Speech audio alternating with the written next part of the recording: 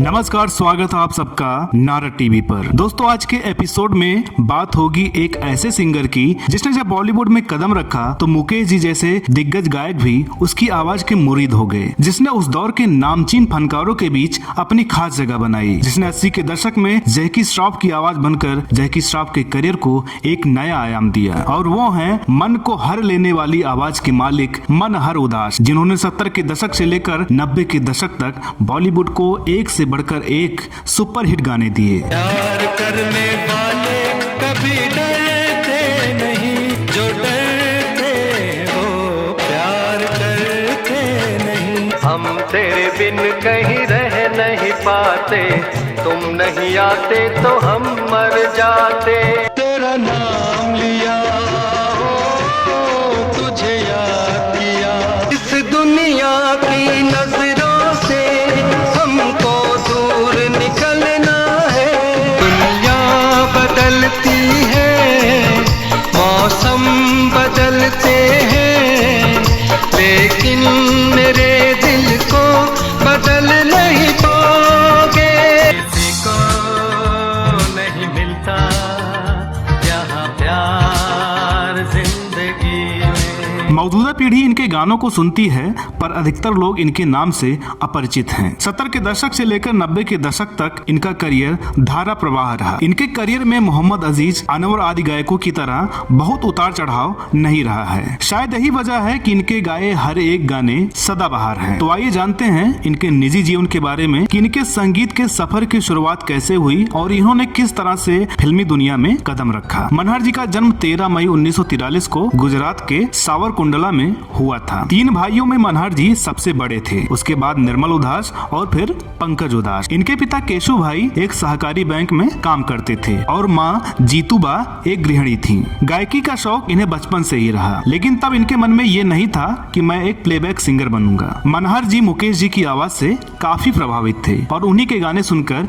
ये उसे गुनगुनाया करते थे। मुकेश जी के आवाज की छाप इनके आवाज पर भी पड़ी। शायद इसी वजह से मनहर जी के शुरुआती गीत मुकेश जी की आवाज से काफी मिलते जुलते हैं। जैतपुर की कमरीबाई हाई स्कूल में पढ़ाई करने के बाद मनहर जी ने मैकेनिकल इंजीनियरिंग की पढ़ाई पूरी की और इन्होंने क्रेलिको कंपनी में जॉब भी करना शुरू कर दिया, परंतु मन में संगीत का ज्वार उमड़ घुमड़ कर रहा था। 1964 में मनहर जी मुंबई चले आए, जहां इनका सहारा बने लोक साहित्य के ज्ञाता और इनके बहनोई मनुबाई गढ़वी। 1965 में कसुम बिनो रंग नाम की एक गुजराती फिल्म बन रही थी। कल्याण जी आनंद जी उस फिल्म के संगीतकार थे। इनके बहनोई मनु भाई ने मनहर उदास का परिचय कल्याण जी आनंद जी से करवाया। क्रेलिको में नौकरी करते मनहर की आवाज मुकेश जी की आवाज से काफी मिलती जुलती थी। गायन में रस घोलने वाली प्रतिभा को परखने और उन्हें तालीम देने की कल्याण जी आनंद जी की अपनी एक अलग रीत थी। उन्होंने अपने म्यूजिकल ग्रुप में मनहर को भी जगह दे दी। वो समय सरस्वती चंद्र और उपकार जैसी फिल्मों का था। मनहर उदास गीत के लिखे जाने से लेकर उसके रिकॉर्ड होने तक की सारी प्रक्रिया कल्याण जी आनंद जी के साथ देखने लगे। कल्याण जी आनंद जी जब भी कोई गीत बनाते तो तुरंत कहते, मनहर तुम इसे गाकर सुनाओ। साल 1967 की एक शाम को मनहर जी के पास कल्याण जी आनंद जी का फोन आया कि फेमस सिने लेबोरेटरी में तुरंत आकर मिलो, कुछ जरूरी काम है। बात कुछ ऐसी थी कि जितेंद्र अपर्णा सेन अभिनीत और केवल कश्यप द्वारा निर्देशित विश्वास फिल्म की शूटिंग चल रही थी और उसमें जिस गाने का फिल्मांकन होने वाला था उस गाने को मुकेश जी और सुमन कल्याणपुर गाने वाले थे। मुकेश जी कुछ बीमार चल रहे थे और गाना तुरंत रिकॉर्ड करना था, इसलिए अस्थायी रूप से उस गाने को मनहर उदास जी से गवाया गया, ये सोचकर कि अभी इस गाने की शूटिंग पूरी कर ली जाए, बाद में मनहर की आवाज की जगह मुकेश जी की आवाज डाल दी जाएगी। वो गाना था गुलशन बावरा द्वारा लिखित आपसे हमको बिछड़े हुए एक जमाना बीत गया, अपना मुकद्दर उजड़े हुए एक जमाना बीत गया। आपसे हमको बिछड़े हुए, आपसे हमको बिछड़े हुए। गीत को आनंद जी ने मनहर को पूरे रिहर्सल के बाद गवाया था। काम पूरा हो गया और थोड़े दिनों बाद उस गाने की रिकॉर्डिंग के लिए मुकेश जी स्टूडियो आए। उन्होंने मनहर का गाया हुआ गाना सुना तो दंग रह गए। बोले, इस लड़के ने इतना अच्छा गाया है तो फिर से रिकॉर्डिंग करने की क्या जरूरत है। एक जमाना बीत गया। बस फिर क्या था, मुकेश जी के आशीर्वाद के साथ मनहर जी का पार्श्व गायकी के क्षेत्र में प्रवेश हो गया। जिस पहले गाने में मुकद्दर के उजड़ने की बात की गई थी, उसी गाने ने मनहर जी का मुकद्दर बना दिया। ना मुकद्दर बिगड़े हुए एक जमाना बीत गया। परंतु अब एक समस्या हो गई थी। मुकेश जी की आवाज की समानता हो और मुकेश जी स्वयं पार्श्व गायन के क्षेत्र में सक्रिय हो तो मनहर को ज्यादा मौके कहां मिलने वाले थे। लेकिन उस समय में भी कल्याण जी आनंद जी ने मनहर को उपकार में आई झूम के बसंत गाना गवाया। वहीं संगीतकार नौशाद साहब ने भी साथी में तुम न चाहो तो प्रभु श्लोक भी गवाया था। राजा साहब में किसी मेहरबा की नजर ढूंढते हैं, जौनी मेरा नाम में गोविंद बोलो हरि गोपाल बोलो के शुरुआती मुखड़े को कल्याण जी आनंद जी ने मनहर से ही गवाया था। एक कोरस सिंगर के तौर पर ही सही, लेकिन मनहर का करियर धीरे धीरे आगे बढ़ रहा था। उस दौरान 1967 की गुजराती फिल्म माड़ी मने कहवा दे में संगीतकार सुरेश कुमार ने भी बद्री कांचावाला की गजल जरा आंख मिचू तो छो तमे गवाया था। इस गुजराती गजल ने उनको श्रेष्ठ गुजराती फिल्म पार्श्व गायक का अवार्ड भी उसी बरस दिलवा दिया। उसके बाद गुजराती फिल्में जिगर अने अमी, ताना रीरी आदि ढेर सारी गुजराती फिल्में इनको ऑफर हुई और पॉलीडोर म्यूजिक कंपनी के साथ गुजराती एल्बम की भी शुरुआत हो गई। लेकिन हिंदी फिल्मों में उनका प्रवेश एक गीत की लोकप्रियता पर ही अटक गया। 1971 के भारत पाक युद्ध के दौरान सुनील दत्त और नरगिस जवानों के लिए जो कार्यक्रम करते थे, उसमें उन्होंने मनहर को भी गाने के लिए शामिल किया था। लता मंगेशकर, महेंद्र कपूर, वहीदा रहमान, माला सिन्हा भी उनके साथ होते थे। उसी साल मजरूह सुल्तानपुरी ने 1973 की अभिमान के गानों के लिए सचिन देव बर्मन से मनहर का नाम सुझाया। मनहर जी को बुलाया गया तो सचिन दा को सुनाने के लिए उन्होंने एक नेपाली लोकगीत तैयार किया। सचिन दा ने मनहर की आवाज को सुनने के बाद बोला कि अच्छा गाते हो, थोड़े दिनों बाद एक गाने की रिकॉर्डिंग है, तुम स्टूडियो पे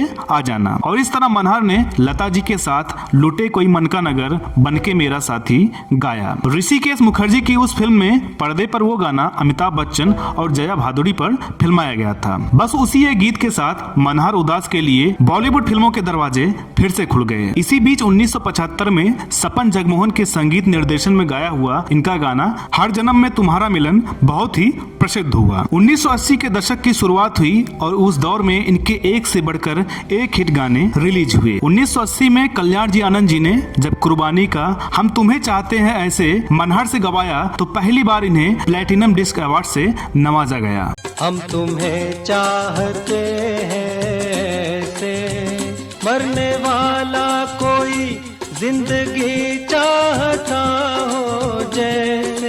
हालांकि उनके लोकप्रिय गाने उन्हें दूसरी फिल्में भी दिलवा सकते थे, लेकिन इन्होंने कुछ गिने चुने अभिनेताओं के लिए ही गाने गाए। और किसी भी पार्श्व गायक की सफलता में 2-3 बड़े स्टार के साथ जोड़ी बनना जरूरी है। ऐसा कुछ हुआ सुभाष घई की फिल्म हीरो में। लक्ष्मीकांत प्यारेलाल ने नए हीरो जैकी श्रॉफ के लिए प्यार करने वाले कभी डरते नहीं और तू मेरा जानू है जैसे गाने मनहर से गवाए। प्यार करने वाले कभी डरते नहीं, जो डरते वो प्यार करते नहीं। पर प्रेम ग्रंथ के पन्नों पर अपनी तकदीर तो जीरो है। उस गाने के बाद मनहर सुभाष घई की हर एक फिल्म में जैकी श्रॉफ की आवाज बने। 1980 के बाद उनके प्रचलित गीतों की संख्या बहुत ज्यादा है। ये बात बहुत कम लोगों को ही पता होगी कि मनहर उदास ने एक बॉलीवुड फिल्म में अभिनय भी किया है। जी हाँ, फिल्म नास्तिक में मनहर उदास ने अमिताभ बच्चन के बहनोई की भूमिका निभाई थी। मनहर उदास जी ने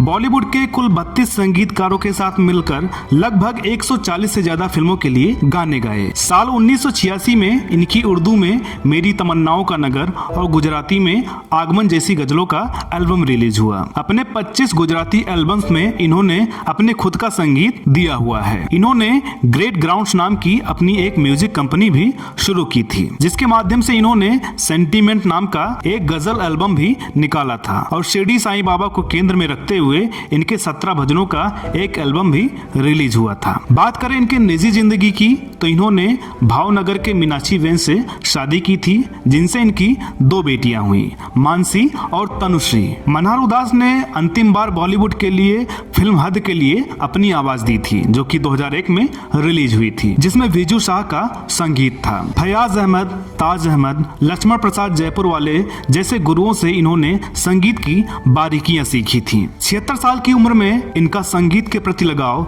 जस का तस बना हुआ है। नारद टीवी मनहर उदास जी के स्वस्थ और दीर्घायु जीवन की कामना करता है। अब बारी है उस व्यक्ति से आप लोगों को परिचित कराने की जिन्होंने ये सारी जानकारियां नारद टीवी से साझा की हैं। यह है गुजराती फिल्म इंडस्ट्री के जाने माने पत्रकार श्री गज्जर नीलेश जी। हम इनका तहे दिल से शुक्रिया अदा करते हैं कि इन्होंने मनहर उदास जी के जीवन के कुछ अनसुने किस्सों को नारद टीवी से साझा किया। तो दोस्तों उम्मीद करते हैं कि आज का ये एपिसोड आपको पसंद आया होगा। वीडियो अगर अच्छी लगी हो तो इसे लाइक करें, शेयर करें। चैनल पर नए हो तो प्लीज इसे सब्सक्राइब करें ताकि आपको हमारे आने वाले वीडियोस और पिछले वीडियोस देखने को मिलते रहें। तो दोस्तों मिलते हैं अगले वीडियो में एक और नई कहानी के साथ। तब तक के लिए नमस्कार।